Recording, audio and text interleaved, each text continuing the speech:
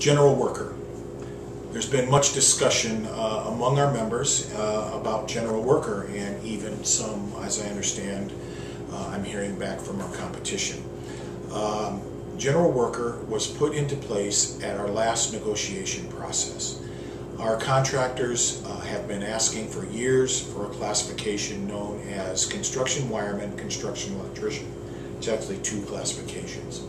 It is a very complicated and expensive process to implement construction wireman, construction electrician. I have talked to a number of our members about that, and it is something that they did not want. Ultimately, our members just did not want to see this new classification introduced. So what we did as a negotiating committee, myself, Paul McBride, Stan Miles, and John Hall, as a negotiating committee, was talk amongst ourselves about what we currently do and have a history of doing, and how we could adapt that into our future.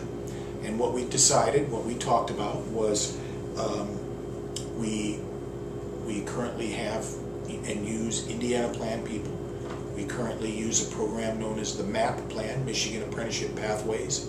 We currently use unindentured apprentices, and we've used summer help people. What we decided as a group was to take all those titles away and call them general worker. We did loosen up some of the work rules for these people, but what it did was it gave our contractors some inexpensive help on a job site to do what are cleanup, reasonably menial tasks. It's intended to be a entry-level position, and as it has turned out, that is how it has been used. We started out going off like gangbusters. I think at one time we had somewhere around just short of 20 general workers who had signed on and signed up for that classification. Today, I believe the number is 9. Contractors have laid people off, not used them, figured out that they weren't for them, and while other contractors use them and mix them in with journeymen and apprentices to make themselves more competitive on small jobs like commercial job sites. It is a 2-year program. It is not in our main contract. It is something that at the end of 2 years we will have to renegotiate at the next contract. If it's working, it's likely it'll stay. If it's not, and if it's being abused too much, it will go. And we will look at other opportunities, other avenues, other ideas to help us be more competitive in the electrical construction industry. Whenever I've been involved in negotiations, one of my strategies with these kinds of things have been to look at what we're currently doing, what currently works, what doesn't, and try to draw off of those, throw away the things that don't work, and draw off of the things that do. What we looked at in the case of general worker is that we had summer help, we had Indiana Plan, we had Michigan Plan, and we had unindentured apprentices. These are all people that we would use in various situations to assist our contractors, if you will, and work on job sites and be that low-wage help to be a helping hand on the job site. This is long in our history. We have been using positions like this for many years. What we decided to do was take all of these names, again, the Indiana Plan, the Michigan Plan, the Michigan Pathways Plan, unindentured apprentice, and summer help, and take all those names away. And we pulled them all under one name and called them the general worker.